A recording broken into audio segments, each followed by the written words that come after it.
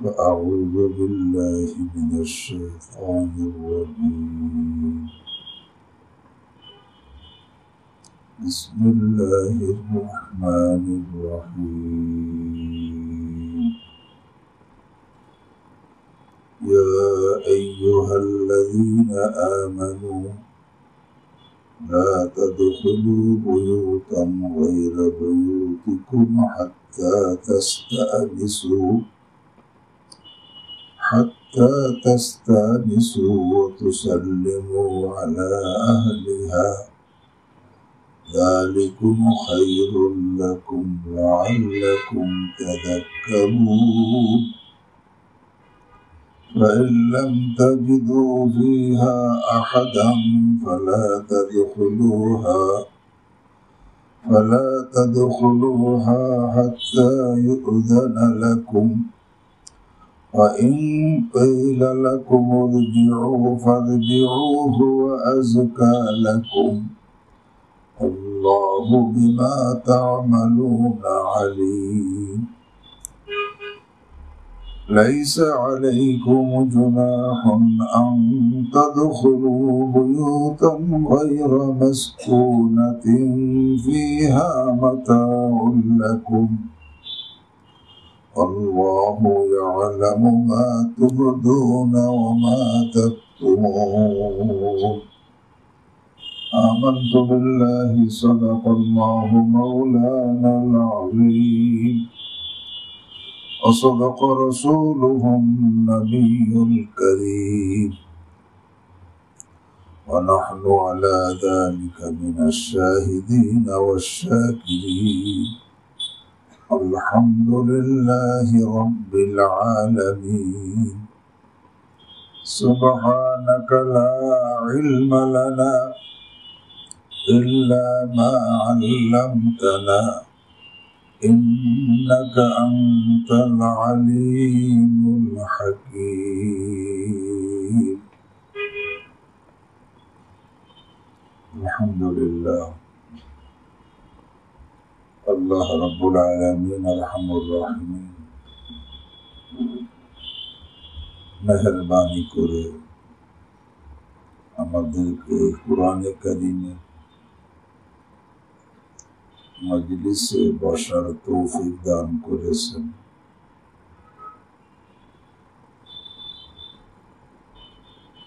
এই কোরআনের কারীমের আয়াতের মধ্যে যেই নসিহত যেই উপদেশ রয়েছে এটা সঠিকভাবে বোঝার স্মরণ রাখা আমল করার আল্লাহ রাব্বুল আলামিন আমাদেরকে তৌফিক দান করেন। সূরাতুন নূর থেকে তেলাওয়াত করা হয়েছে তিনটা আয়াত, 27 নম্বর আয়াত, 28 নম্বর আয়াত, 29 নম্বর আয়াত।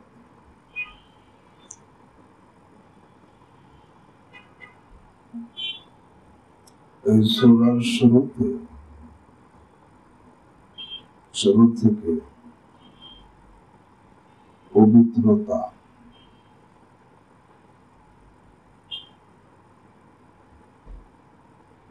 পাপ মুক্ত থাকার ব্যাপারে আলোচনা। সুতরাং কেউ যদি অপকর্ম করে নিজের পবিত্রতা নষ্ট করে তাহলে তার শাস্তির আলোচনা আছে। এমনি ভাবে কেউ যদি কোন নির্দোষ ব্যক্তির উপরে, যে লোকটা নির্দোষ পবিত্র, তার উপর অপবাদ লাগাইয়া সে তার মান সম্মান নষ্ট করতে চাইছে, এই অপবাদ লাগানোর শাস্তির কথা আলোচনা হয়েছে।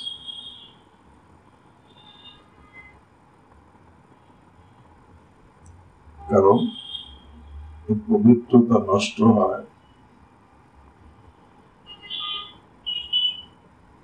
এটা বহুত বড় অপরাধ, এবং কাজ করা যাতে পবিত্রতা নষ্ট হয় বহুত বড় অপরাধ। এই জন্য তার শাস্তির আলোচনা। এখানেও পবিত্রতা নষ্ট হয় বেহায়াপনার দ্বারা, নির্লজ্জতার দ্বারা।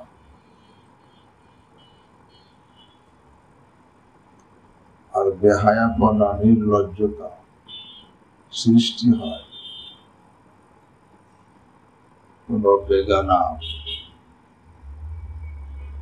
মেয়ের দিকে তাকাইলে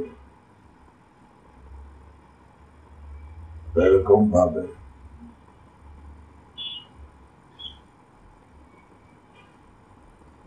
খারাপ অবস্থায় নজরে পড়লে ভিতরে বেহায়াপনা পয়দা। এই জন্য এখানে আল্লাহ রাব্বুল আলামিন অন্যের ঘরে যাওয়ার আগে অনুমতি নেওয়ার কথা আলোচনা করছে, যাতে কোন বেগানা মেয়ে নজরে না পড়ে, খারাপ অবস্থায় কখনো নজরে না পড়ে।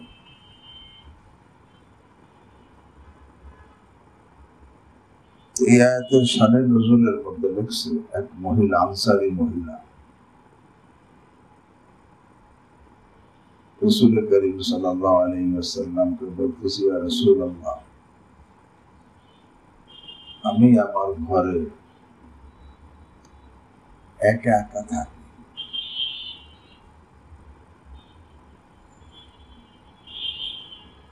আমি এমন অবস্থায় থাকি যে অবস্থায় কেউ আমাকে দেখুক এটা আমি পছন্দ করি। এমনকি অবস্থায় আমার পিতা দেখুক, আমার ছেলে দেখুক, এটা আমি পছন্দ করি।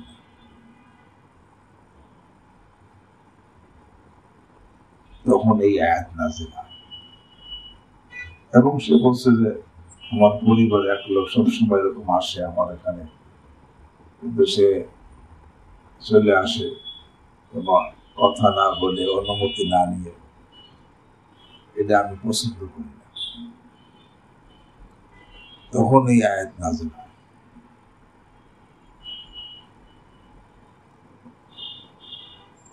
এই আয়াতের মধ্যে আল্লাহ রাব্বুল আলামিন ঈমানদার পুরুষদেরকে সম্বোধন করেছেন, কিন্তু ঈমানদার মহিলারাও এর সাথে আছে, এই হুকুমের মধ্যে শামিল।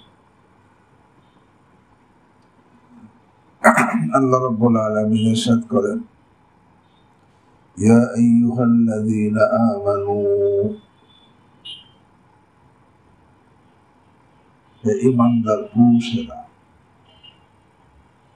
বাকি এর মধ্যে ঈমানদার মহিলারাও শামিল। লা তাদখুলু বুয়ুতান গায়রা বুয়ুতিকুম,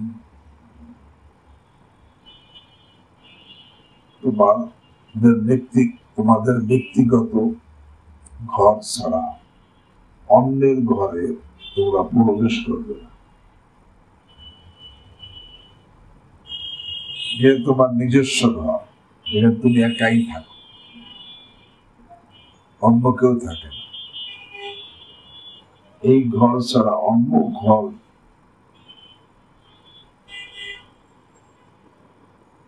সেখানে সেই ঘরে তোমরা প্রবেশ করবে না, হাত্তা তাস্তানিসু ওয়া তুসাল্লিমু, এমনকি তোমরা অনুমতি নিবে এবং সালাম দিবে, তারপরে প্রবেশ করবে।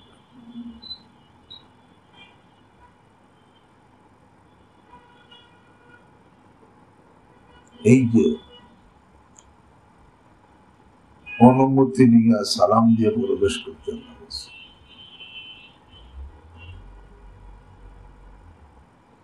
এবং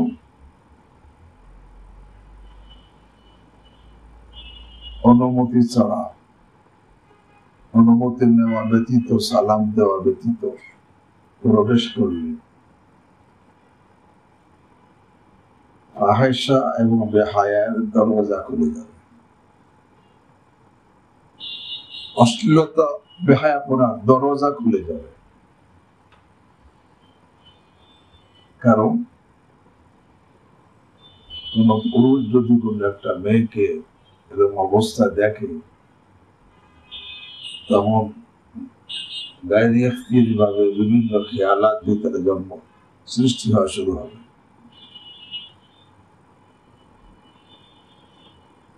আল্লাহ রাব্বুল আলামিন তো দিলের পবিত্রতাকে চান, দিলের পবিত্রতা, শুধু দেহের পবিত্রতা না। এই জন্য আল্লাহ রাব্বুল আলামিন যেখানে পর্দার হুকুম দিছে আজওয়াজে মুতাহারাতকে, আর সাহাবায়ে কেরামকে বলছিলেন, আরে ওয়াইযা সাআলতুমুহুন্না মাতাআন ফাসআলুহুন্না মিন ওয়ারাই হিজাব, যখন তোমরা আজওয়াজে মুতাহারাতের নিকট কোনো কিছু চাবে তাহলে আড়াল থেকে চাবে,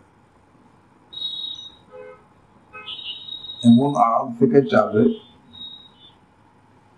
যে তোমাদের নজর তাদের উপরে পড়বে না, তাদের নজর তোমাদের উপরে পড়বে না। কেন? যালিকুম আতহারু লিকুলুবিকুম ওয়া কুলুবিহিম, এটা তোমাদের এবং তাদের দিলের পবিত্রতা, দিলের পবিত্রতা। আল্লাহ রাব্বুল আলামিন দিলের পবিত্রতা চান, শুধু দেহের পবিত্রতা না, দিলের পবিত্রতা। দিল পবিত্র থাকা। তো যখন নাকি অনুমতি ছাড়া, সালাম দেওয়া ছাড়া কারো ঘরে ঢুকে যাবে, এমন কাউকে দেখে ফেলছে,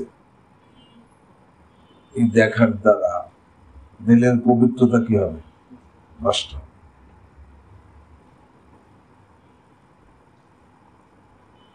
সাথে সাথে অনুমতি ছাড়া, অনুমতি নেওয়া ছাড়া, সালাম দেওয়া ছাড়া প্রবেশ করলে,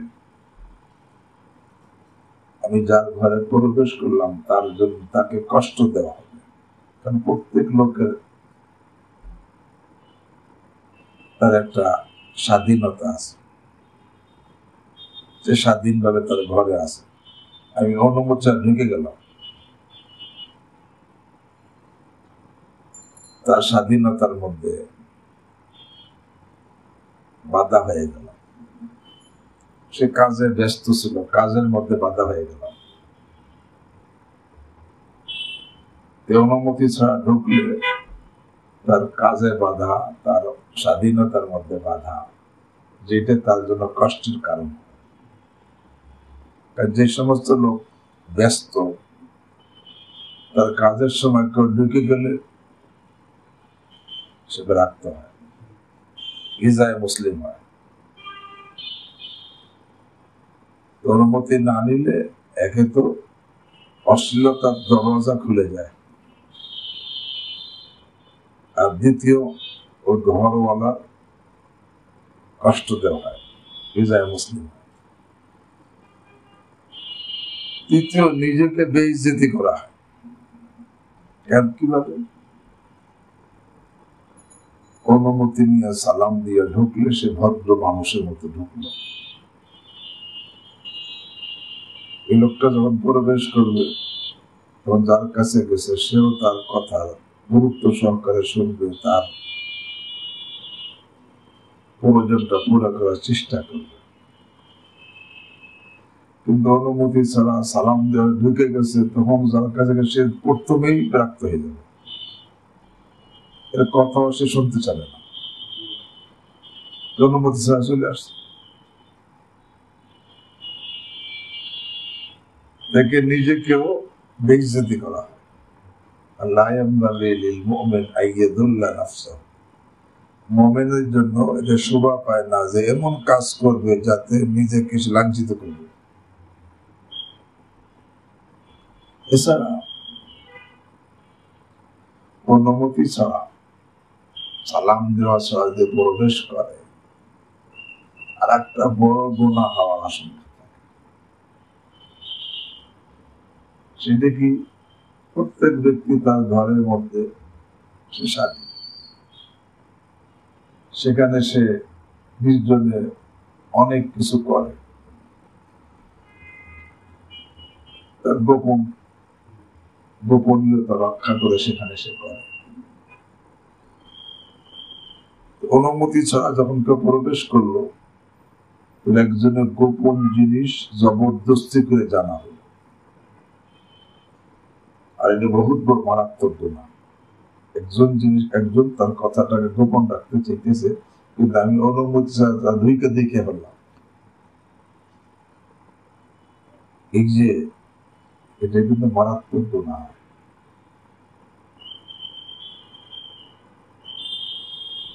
এই অনুমতি ছাড়া যদি কেউ ঢোকে সালাম দেওয়া ছাড়া, একে তো অশ্লীলতার দরজা খুলে যায়,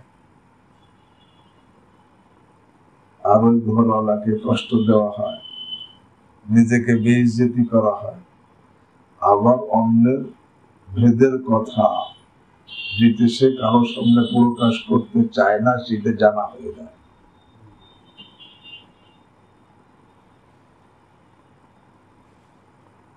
তো আল্লাহ রাব্বুল আলামিন হুকুম দিয়েছে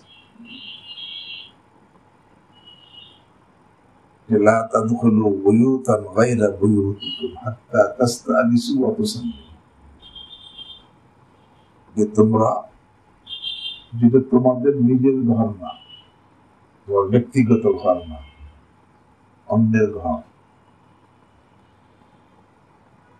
সেখানে অনুমতি নেওয়া ছাড়া, সালাম দেওয়া ছাড়া প্রবেশ করবে না। এই যে ইমানদার পুরুষদেরকে সম্বোধন করা হয়েছে, এখানে মহিলারাও এর মধ্যে কি?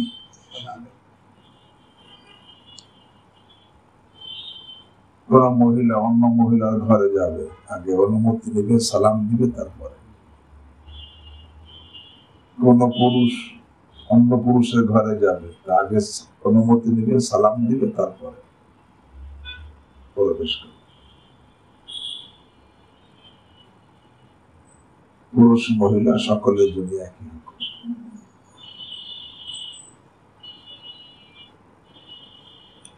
এখানে তবে ঘরে যদি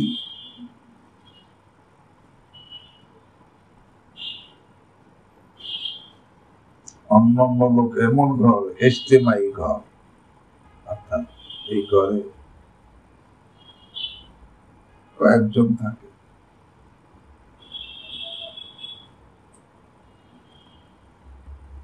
তার মধ্যে বেগানা মেয়ে নিয়েও থাকে, তার স্বামী স্ত্রী,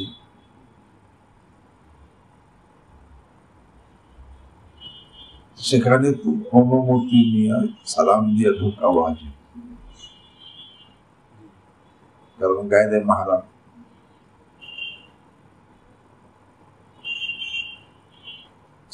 অনুমতি নিয়ে সালাম দিয়ে প্রবেশ করা ওয়াজিব, অনুমতি পাইলে প্রবেশ করা ওয়াজিব।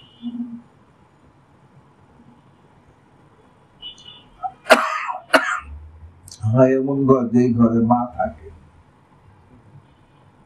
বোন থাকে, নিজের কোন মাহরাম আওরাত মেয়েরা থাকে, আপন মেয়েরা, এরকম ভাগ্নি, ভাতিজি, ফুফু, খালা, গায়রে মাহরাম কেউ থাকে না। সেই ঘরেও প্রবেশ করার আগে যদিও অনুমতি নেওয়া ওয়াজিব না, কিন্তু তারপরেও অনুমতি নেওয়া চাই, অনুমতি নেওয়া চাই। কেন? এক সাহাবী রাসূল করিম সাল্লাল্লাহু আলাইহি ওয়াসাল্লাম জিজ্ঞাসা করেন, রাসূলুল্লাহ, আমার মা এক ঘরে থাকে, মা একা, সেই ঘরে প্রবেশ করতে কি আমার অনুমতি লাগবে? হ্যাঁ, অনুমতি নিয়ে প্রবেশ করবে। তখন সে বলে, আমিও তো মায়ের সঙ্গে ওই ঘরে থাকি, তাহলেও তোমার অনুমতি নিয়ে প্রবেশ করতে হবে। আমি তো তার মায়ের খেদমত করি, তাহলে যখন তো প্রবেশ করবা অনুমতি নিয়ে প্রবেশ করবা। এবার বললেন তুমি কি চাও যে তোমার মাকে উলঙ্গ অবস্থা দেখতে? তোমার মা কোন অবস্থায় তুমি নাই, হয়তো শরীরের কাপড় ফিরে গেছে, এই অবস্থায় তুমি ঢুকে গেছো। এই জন্য যেই ঘরে মা থাকে, বোন থাকে, আপন লোক থাকে, সেখানেও ঢুকতে অনুমতি নেই ঢোকা। হ্যাঁ,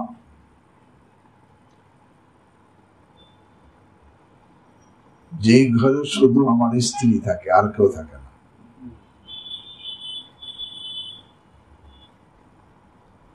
এই ঘরেও প্রবেশ করতে অনুমতি দেওয়া অবস্থা। শুধু স্ত্রী একা থাকে, আমার স্ত্রী, আমি সেই ঘরে ঢুকবো, অনুমতি নিয়ে ঢোকা, এটা বুঝতে হবে। কেন?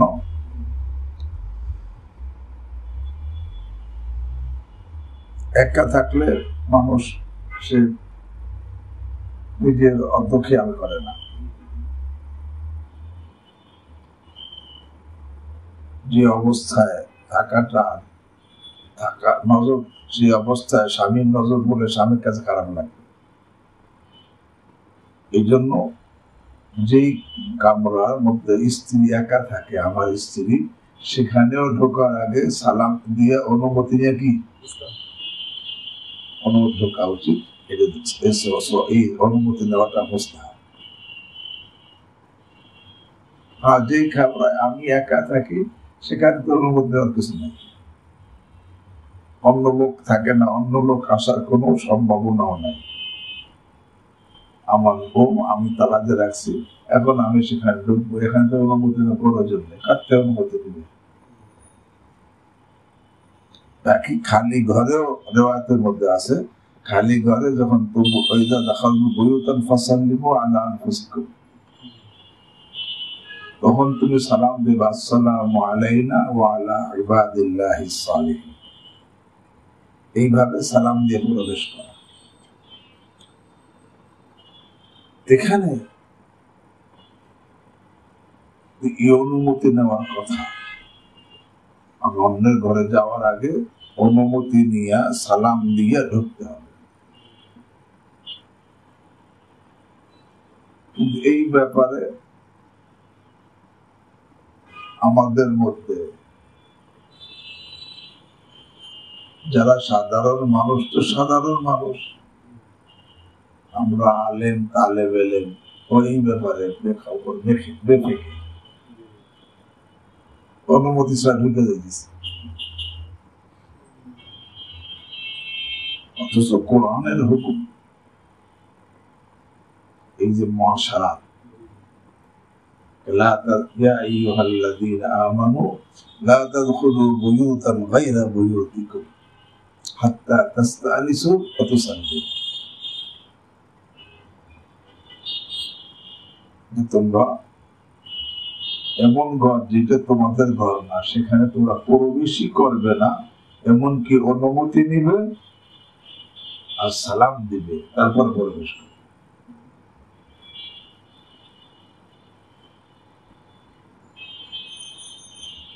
তাহলে এখানে কোরআনের মধ্যে দুইটা হুকুম, একটা হলো অনুমতি নেওয়ার হুকুম, আর একটা সালাম দেওয়ার হুকুম। অনুমতি নেওয়ার হুকুম আগে বয়ান করছেন, সালামের হুকুম পরে। হাত্তা তাস্তানিসু ওয়া তুসাল্লিমু, অনুমতি নেবে এবং ঘরওয়ালাদের উপরে সালাম করবে।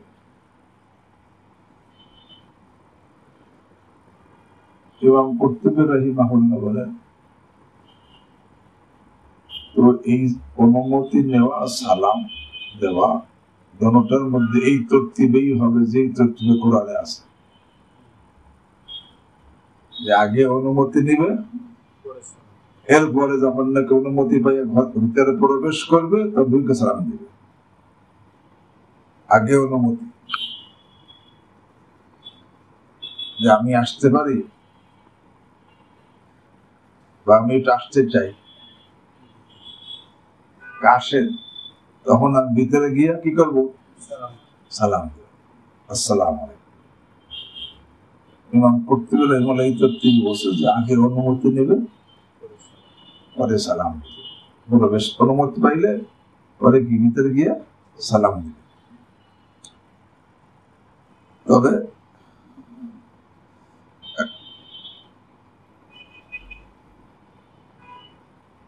একরাতের মধ্যে আছে যে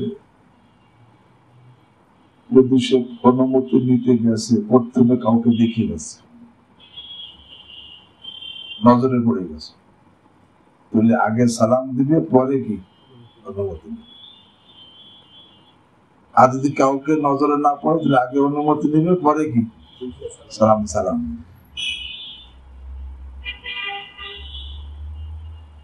আবার কোন রিওয়ায়াতের মধ্যে আছে আগে সালাম পরে অনুমতি, আগে সালাম দিবে অনুমতি নিবে। কেমনে? আসসালামু আলাইকুম, এরপর বলবে আয়াদখুলু ফুলান, সালাম দিয়ে বলবে যে অমুক কি প্রবেশ করতে পারবে, প্রবেশ করতে পারে, আসতে পারি, এরকম করে আসতে পারি।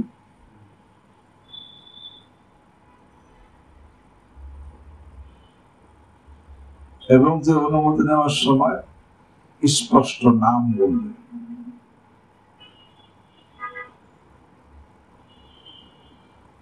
অস্পষ্ট শব্দ বলবে না।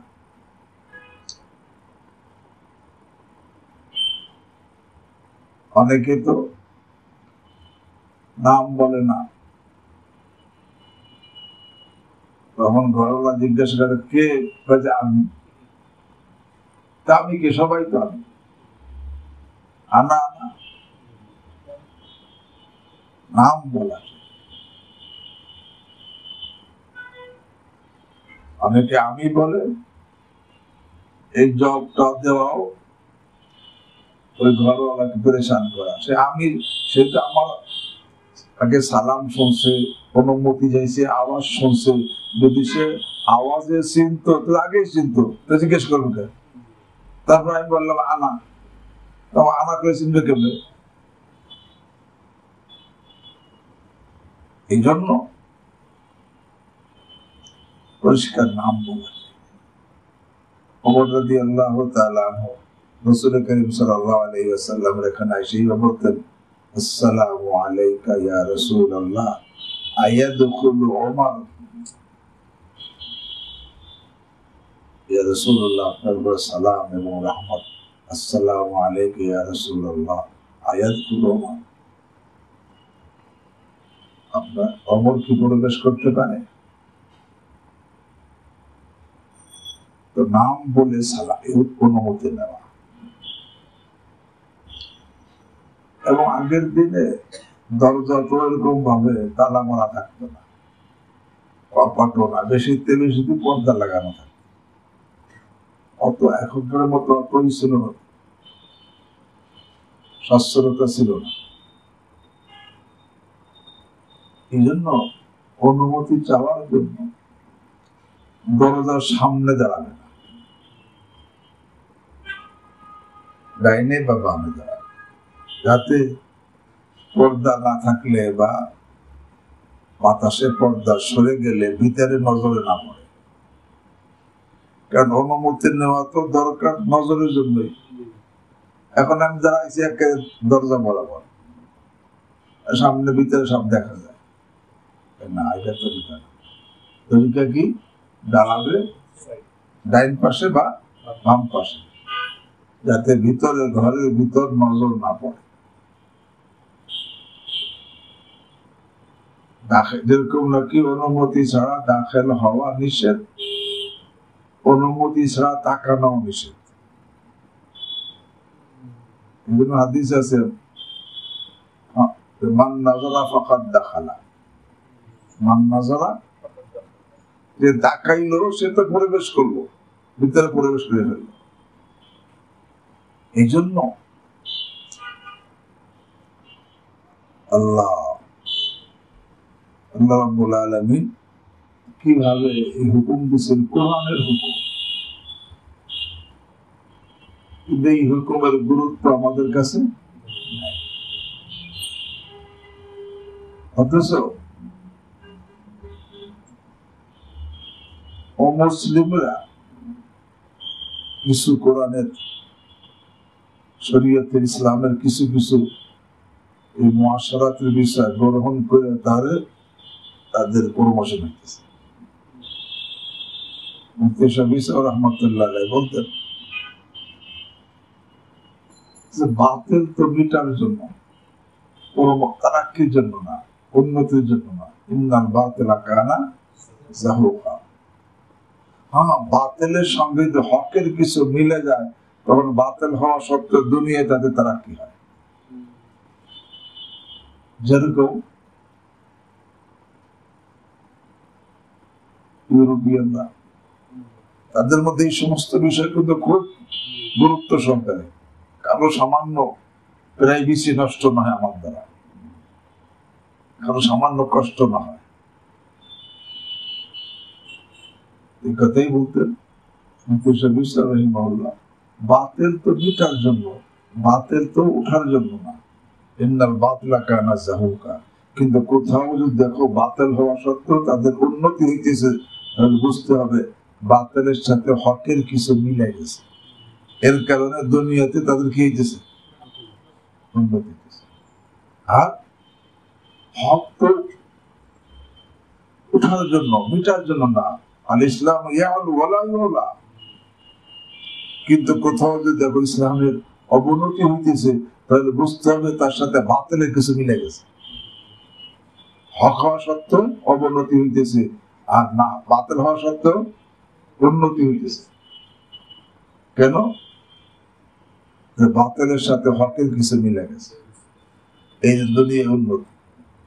আর হকের সাথে বাতিল মিলে গেছে, এই যে দুনিয়ার মধ্যে অবনতি।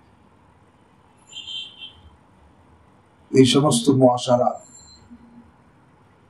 অর্থাৎ কিভাবে আমি অন্যের সাথে আচরণ করব যাতে অন্যের বিন্দু মাত্র কি না হয়, কষ্ট না হয়, কোরআনে শিখেছে।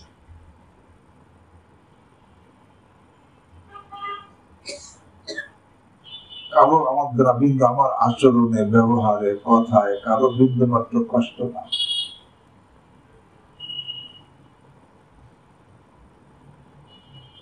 এই মুআশারাতকে আমরা ভুলে গেছি।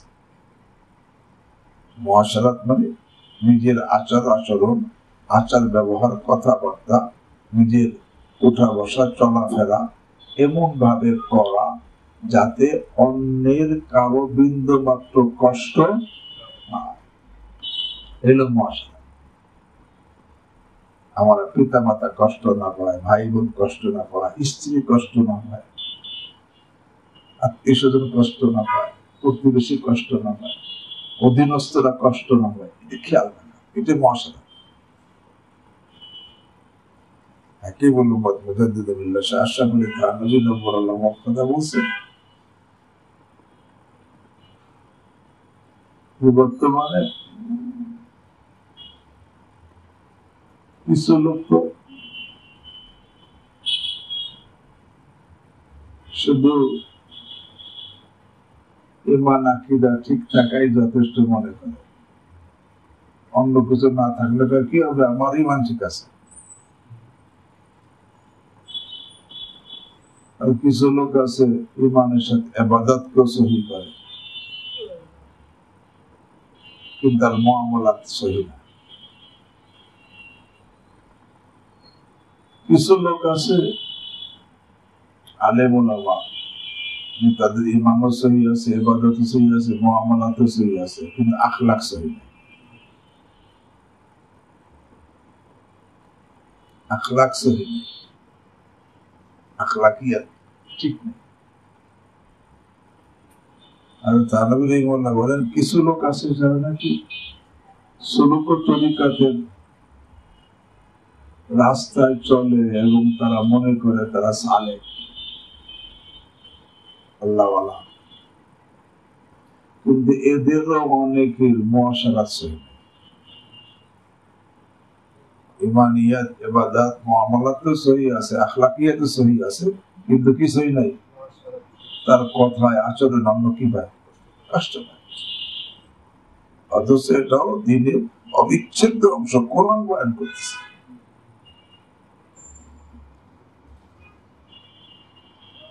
يا أيها الذين آمنوا لا تدخلوا بيوتا غير بيوتكم حتى تستأنسوا وتسلموا على أهلها। হে ঈমানদার, তোমরা এমন ঘর যেটা তোমাদের ঘর না, সেই ঘরে প্রবেশ করবে না। হাত্তা তাস্তানিসু, এমনকি তোমরা অনুমতি নিবে। ওয়াতুসাল্লিমু, এবং সালাম করবে, আলা আহলিহা, ঘরওয়ালাদের উপরে। অনুমতি নিয়ে সালাম করে কি করবে? প্রবেশ করবে। কাযালিকুম খায়রুল লাকুম, এই অনুমতি নিয়ে সালাম দিয়ে প্রবেশ করাটা তোমাদের জন্য উত্তম। লাআল্লাকুম তাযাক্কারুন, হ্যাঁ, যাতে করে তোমরা এই কথার খেয়াল রাখো, আমল করো। যে অনুমতি নিয়ে সালাম করে প্রবেশ করাটা উত্তম। আল্লাহ কেন বললেন? লাআল্লাকুম তাযাক্কারুন, যাতে করে তোমরা এটা খেয়াল রাখো। এখন তুমি অনুমতি চাইছো, সালাম দিছো, কিন্তু ওখান থেকে অনুমতি দেওয়া, সালামের উত্তর দেওয়া সেই ঘরে কেউ নাই। ফাইন লাম তাজিদু ফিহা আহাদান, অনুমতি চাওয়ার পরে ওই ঘরের মধ্যে তোমরা কাউকে পাও নাই, কেউ নাই, কিন্তু ঘরটা অন্যের। কেউ না থাকলে অন্যের ঘরে প্রবেশ করা, অন্যের মান তাসাররুফ করা, এটা অনুমতি নেই। কেউ নাই, আমি ঢুকে যাই, কাজে না। ফাইন লাম তাজিদু ফিহা আহাদান, যদি তোমরা সেই ঘরের মধ্যে এমন কাউকে না পাও যে তোমাদেরকে অনুমতি দিবে, ফালা তাদখুলুহা, তাহলে সেই ঘরে প্রবেশ করবে না। কত সময়? হাত্তা ইউযানা লাকুম, যত সময় তোমাদেরকে অনুমতি না দেওয়া হয় তত সময় সেখানে প্রবেশ করবে না। আল্লাহ,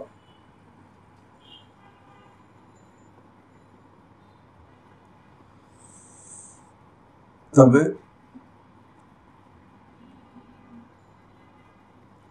এই যে অনুমতি এবং সালাম, যে তোমরা অনুমতি নিবে, সালাম দিবে, তিনবার, কয়বার? প্রথমে সালাম দিলে আসসালামু আলাইকুম আয়াদখুলু ফুলান, অমুক কি ভিতরে প্রবেশ করতে পারে? কোন উত্তর আসেনি। আবার সালাম দাও, আসসালামু আলাইকুম আয়াদখুলু ফুলান, কোন উত্তর আসে নাই। আবার সালাম দাও, আসসালামু আলাইকুম আয়াদখুলু ফুলান। এই সালাম প্রবেশের জন্য অনুমতি নিবে, সালাম দিবে কয়বার? প্রথম সালামে অনুমতি হয় নাই, প্রথম সালামের উত্তর আসে নাই, অনুমতি হয় নাই, দ্বিতীয়বার সালাম দাও, অনুমতি চাও, তৃতীয়বার সালাম দাও, অনুমতি চাও। কিন্তু এরপরে যদি কোন উত্তর না পাও, ফালা তাদখুলুহা, তাহলে কি করবো না? প্রবেশ করবো, ঢোকবাই নাই ঘরে। হাত্তা ইউযানা লাকুম, যত সময়, এমনকি তোমাদেরকে সেখানে প্রবেশের অনুমতি দেওয়া হয়, দেওয়া পর্যন্ত প্রবেশ করবে। এখানে একটা খেয়াল আমরা কি করি, লক্ষ্য করি, অনেক জায়গায়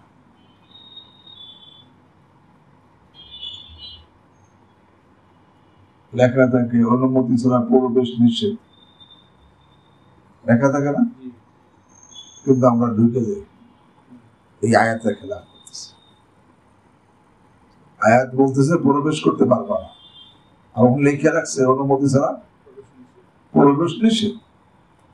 আমি প্রবেশ অনুমতি ছাড়া ভিতরে ঢুকে গেলাম, এই আয়াতের কোরআনের হুকুমের খেলাফ করলাম। অনেক জায়গায় লোক দিয়ে দাঁড়া করে রাখছে, কেউ যে না ঢোকে, সেটাইকে ধাক্কায় ঢুকে গেল, এটাও তো সে একই হলো।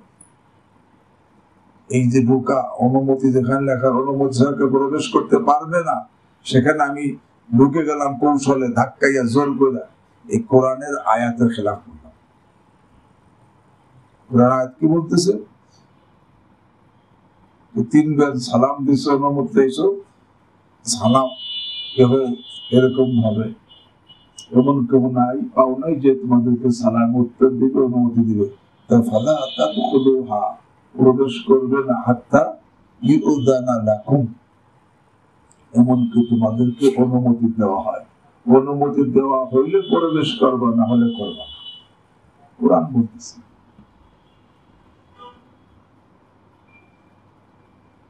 কিন্তু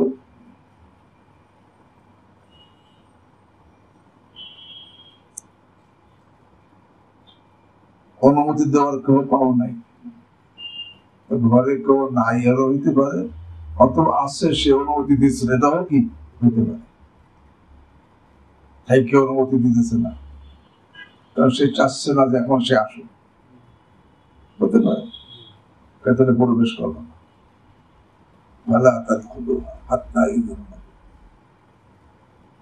সে তো উত্তরে দিতেছে না, নামাজের মধ্যে আছে, বা কোন গোসলের মধ্যে আছে, বা হাম্মামের মধ্যে আছে, এমন সময় খালি বারবার কি করতেছে, সালাম দিতেছে, অনুমতি চাইতেছে। অনুমতি না পাইলে অনুমতি পাওয়ার আগ পর্যন্ত প্রবেশ করবে। কিন্তু যদি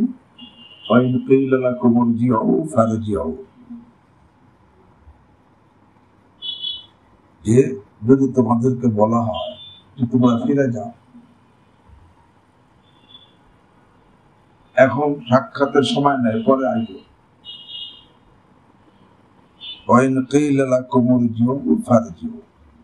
তোমাদেরকে বলা হয় যে তোমরা ফিরে যাও, তাহলে ফিরে যাওয়া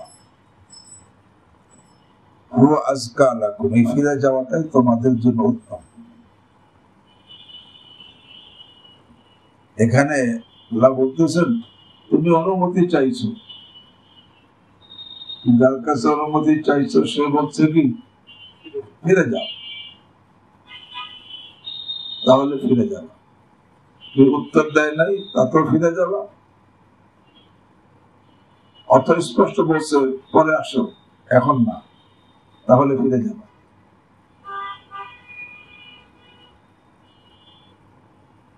বলে ফিরে যাওয়াটাকে তোমাকে বলা হলে তুমি এখন ফিরে যাও, পরে আইসো, তুমি চলে যাবে, এটাকে খারাপ মনে করবো না। আমি আসলাম কষ্ট করে, আমার অনুমতি দিল না, আল্লাহকে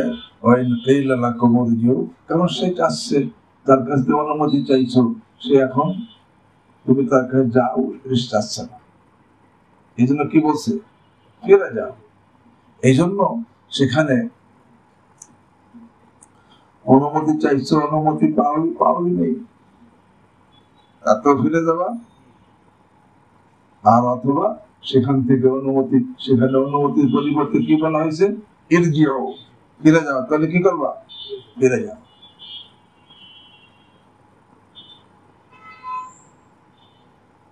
আনাস রাদিয়াল্লাহু তাআলা আনহু বলেন,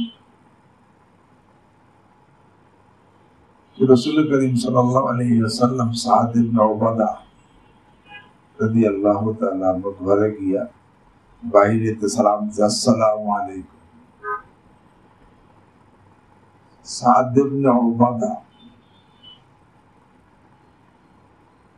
সালাম শুনছে, উত্তরও দিছে, তবে আস্তে,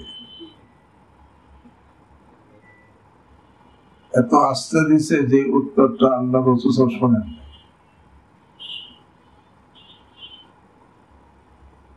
এরপর দ্বিতীয়বার আল্লাহ রাসূল সালাম দিছে, আসসালামু আলাইকুম।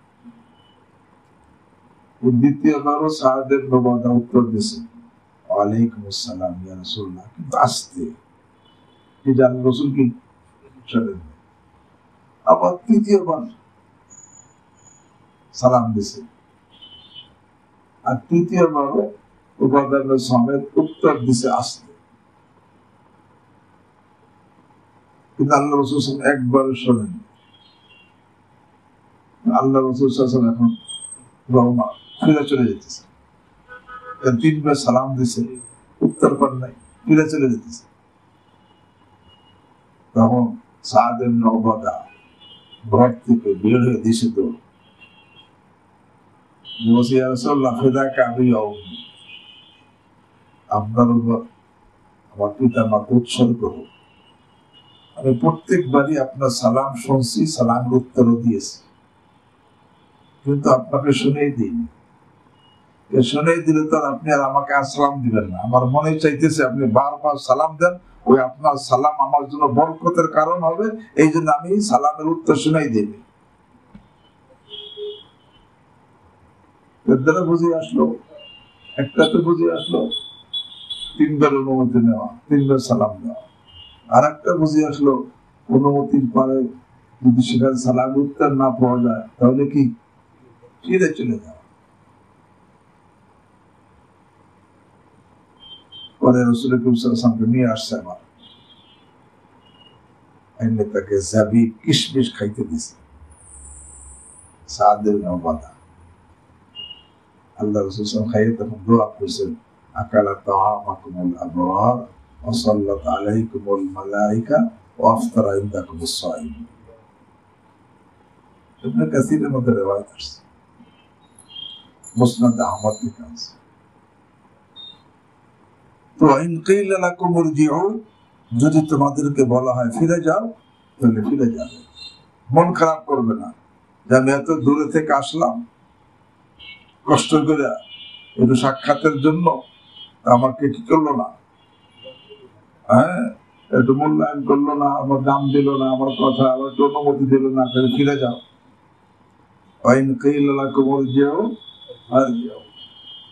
কারণ সে ফিরে যাইতে বলছে, সে চাচ্ছে না এখন সে তুমি তার কাছে যাও, ফিরে যাও। কারণ এই জন্য ফিরে যদি না যাও তো ওখানে বসে থাকবে না, ফিরে যায় না, অনুমতি চাইছে, অনুমতি দেয় না, এখন দরজায় বসে আছে, এটা আর বিরক্তির কারণ হবে।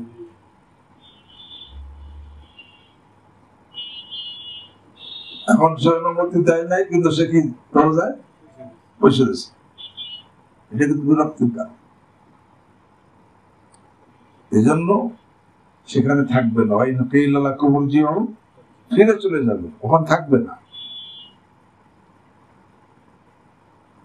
কারণ এখানে তোমার জন্য তার কোন কাজে অসুবিধা সৃষ্টি করার অনুমতি নেই, এতটুকু কষ্ট দেওয়ারও কি নেই অনুমতি। তবে ইসলামের মধ্যে সবার খেয়াল রাখছে, ওই ঘরওয়ালাকে যার কাছে অনুমতি চাইছে তাকে কি বলা হয়েছে, ইন্না লিজাউজিকা আলাইকা হাক্কা, ইন্না লিজাউজিকা আলাইকা, যে তোমার সাথে মোলাকাত করতে আসে তার তো একটা হক আছে, তুমি তার হক নষ্ট করো না। সে তোমার সাথে মোলাকাত করতে আসে, ইন্না লিজাউজিকা আলাইকা হাক্কা, তুমি তোমার কাছে সাক্ষাতের জন্য আসছে, মোলাকাতের জন্য আসছে, তার একটা অধিকার আছে, হক আছে। হক কি, তুমি তাকে মোলাকাতের সুযোগ দিবা, তার একরাম করবা, তার মূল্যায়ন করবা, তার খেদমত করবা, এটা তার হক। অধিক যে মোলাকাত করতে আসছে তাকে বলা হয়েছে কি, ফিরে যেতে বলে কি ফিরে যাবা, আর যার কাছে মোলাকাত করতে আসছে তাকে কি বলা হয়েছে, ইন্না লিজাউজিকা আলাইকা, তোমার কাছে যে মোলাকাতের জন্য আসে তার কিন্তু কি আছে, তোমার কাছে হক আছে, পাওনা আছে। তো কিভাবে ওভাবে আইন করছে শরীয়ত। এই জন্য কেউ যদি আসে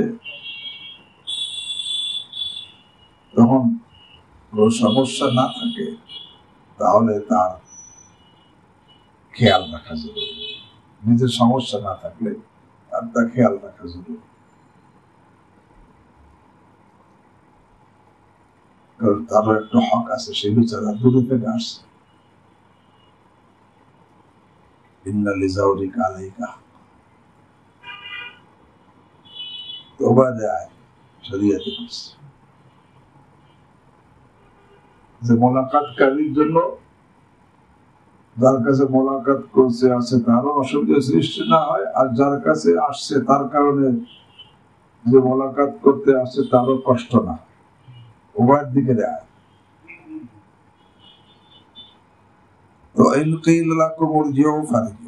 যে তোমাদেরকে বলা হয় তোমরা ফিরে যাও, তাহলে ফিরে যাওয়া।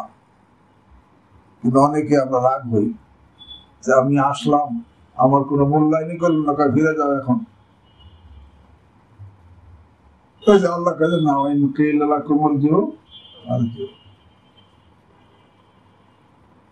কোন কোন সন্তে সালেহিনের হালাত আছে,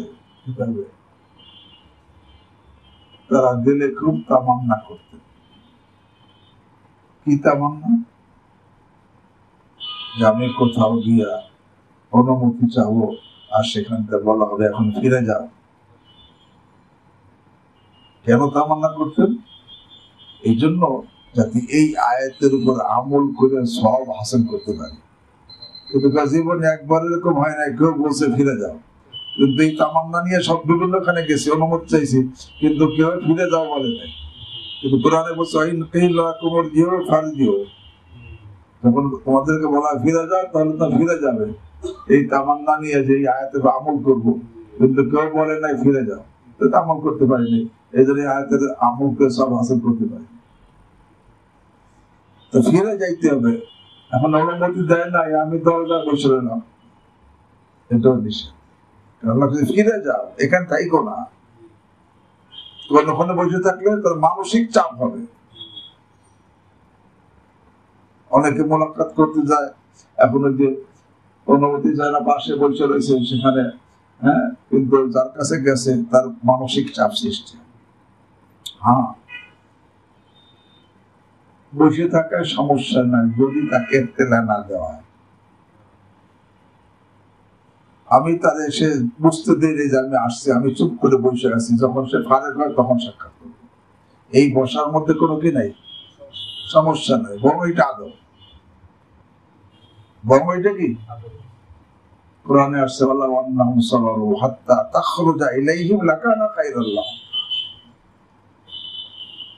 আল্লাহ আন্নাহুম সাবারু হাত্তা তাখরুজা ইলাইহিম লাকানা খায়রাল্লাহ। দুইটা সবর করতো, যে ইয়া রাসূলুল্লাহ আপনি নিজেই ইচ্ছা করে বের হইতেন, তাদের জন্য কি হতো, উত্তম হতো।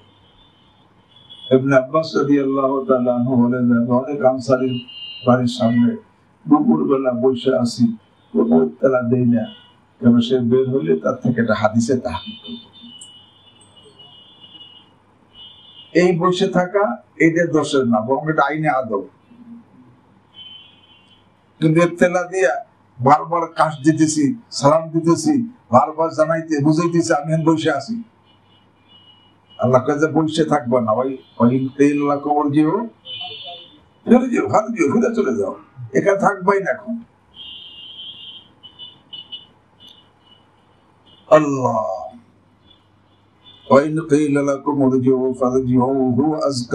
ফিরে যাওয়াটা তোমাদের জন্য উত্তম।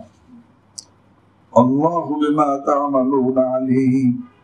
তোমরা অনুমতি নিয়ে প্রবেশ করো না অনুমতি ছাড়া প্রবেশ করো, কি আমল করো, কে জানেন? আল্লাহ জানেন, এবং তোমাদের এই আমলের উপর আল্লাহ যাচা দিবেন। আল্লাহ হুকুম মতো হইলে সে সাজা পাবা, আল্লাহর হুকুম লঙ্ঘন হলে সাজা পাবা। আল্লাহু বিমা তা'মালুনা।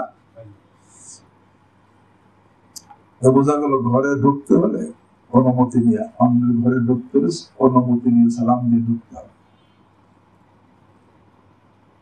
তখন আবু বকর রাদিয়াল্লাহু তাআলা বলেন, ইয়া রাসূলুল্লাহ, এই যে আমরা বিভিন্ন জায়গায় সফরে যাই, তো রাস্তায় অনেক মুসাফির খানা থাকে, কোন লোকজন থাকে না মুসাফিরদের অবস্থানের জন্য, যাতে তারা এখানে রাস্তায় নিতে পারে। সেখানে অনুমতি কেমনি? অনুমতি ছাড়া ঢোকা যাবে না। আল্লাহ কোরআন আয়াত নাযিল করলেন, তখন এই আয়াত নাযিল হয়, লাইসা আলাইকুম জুনাহুন আন তাদখুলু বুয়ুতান গায়রা মাসকুনাতিন ফিহা মাতাউল লাকুম। লাইসা আলাইকুম জুনাহুন, তোমাদের গুনাহ হবে না প্রবেশ করা এমন ঘরে যেই ঘরে কেউ বসবাস করে, বসবাসের ঘর না, মুসাফির খানা, আইসা থাকে চলে যায়, বসবাসের জায়গা না। ফিহা মাতাউল লাকুম, যেটা ব্যবহারের অধিকার তোমাদেরও আছে। মুসাফির খানা প্রত্যেক মুসাফিরের ব্যবহারে কি আছে? মসজিদ সমস্ত মুসল্লিদের নামাজ অধিকার আছে, মাদ্রাসার মধ্যে সবাই আসার অধিকার আছে, খানকার মধ্যে সবাই আসার অধিকার আছে, স্টেশনের সবাই আসার অধিকার আছে, হাসপাতালের সবাই আসার অধিকার আছে। এখানে যাইতে কি লাগবে না? লাইসা আলাইকুম জুনাহুন আন তাদখুলু বুয়ুতান গায়রা মাসকুনাতিন ফিহা মাতাউল লাকুম। হ্যাঁ, তবে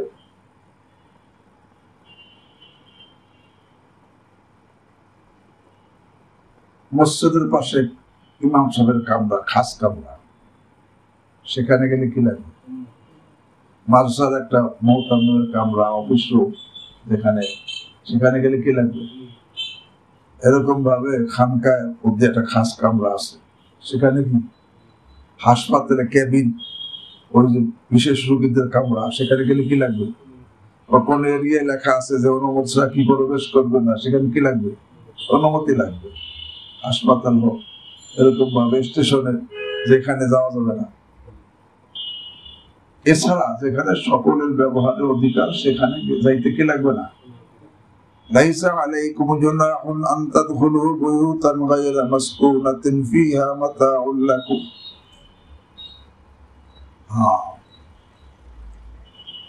অনুমতি নেওয়ার এক তরিকা তো সালাম দিয়া অনুমতি চাওয়া।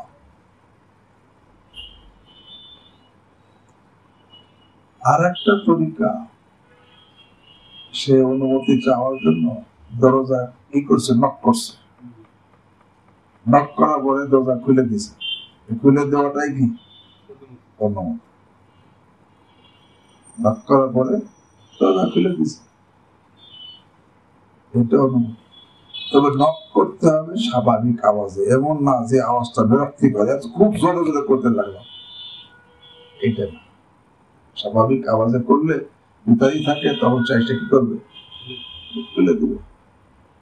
অথবা কলিং বেল, এটাও অনুমতি নেওয়ার একটা তরিকা। কলিং বেল আছে, চাপ দিলে ভিতর লোক এসে খুলে দিছে, এটাও কি? অনুমতি। এমনি সরাসরি অনুমতি চাওয়া মৌখিক, আর মৌখিক ভাবে অনুমতি না চাইয়া নক করা দরজায় খটখটান, এটাও অনুমতি এইভাবে চাওয়া যায়। অথবা কলিং বেল চাপ দিয়েও কি অনুমতি হয়।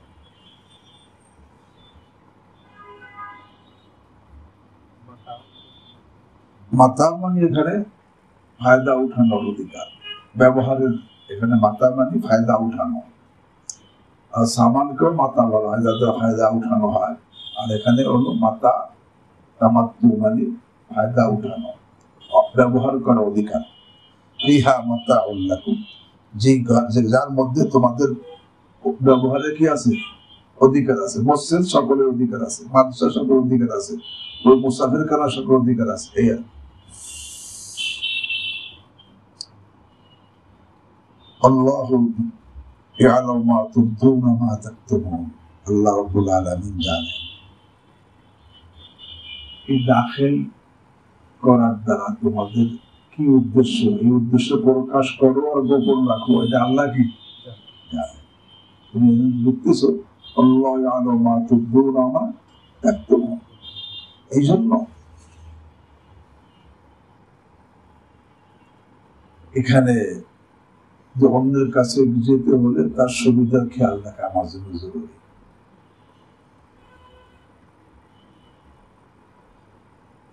এখন বর্তমানে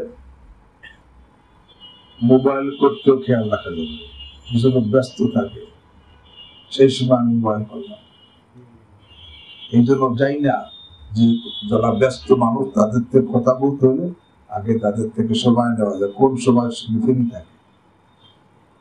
মাতৃভাষায় ঘুমন্ত আছে, কাজে ব্যস্ত আছে, আমি তার মধ্যে মোবাইল করি, এটাও তার জন্য কষ্ট দেওয়া হবে। আল্লাহু ইয়ালামু মা তুবদুনা মা তাকতুমুন। এখানে অন্যের ঘরে প্রবেশের আগে এই যে অনুমতি নিয়ে সালাম দিয়ে ঢুকতে হবে, কেন? যাতে করে ফাওয়াহিশ, অশ্লীলতা, বেহায়াপনার দরজা বন্ধ হয়ে যায়। ফাওয়াহিশ, অশ্লীলতা, বেহায়াপনার দরজা বন্ধ করার জন্য এই অনুমতি আল্লাহ নিজের হুকুম দিয়েছে। সাথে সাথে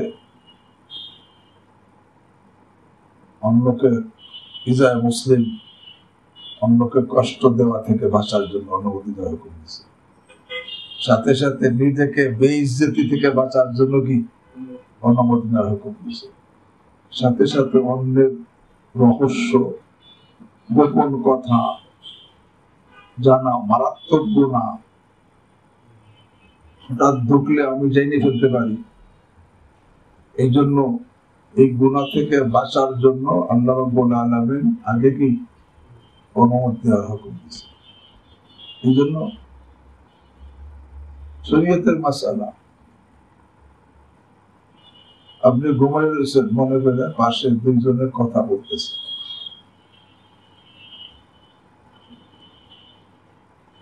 কিন্তু আপনি বুঝতেছেন এরা যা কথা বলতেছে আমাকে ঘুমন্ত মনে করে। তারা ওই দুইজনের কথা বলতে, তারা এই কথাটা আমাকে জানাইতে ইচ্ছুক না, বুঝতেছেন। এখন আপনি ঘুমের ভান ধরে থেকে কথা জানা আপনার জন্য কবিরা গুনাহ। তখন আপনি জাগ্রত, এটা বুঝাই দিতে হবে এখন জাগ্রত। নতুবা অন্যের গোপন রহস্য জানার গুনাহে আমি গুনাহগার হব। বুঝুন এই কথা। আল্লাহ রাব্বুল আলামিন আরহামুর রাহিমিন আমাদেরকে সব ক্ষেত্রে আল্লাহর মর্জি মোতাবেক চলার তৌফিক দান করুন।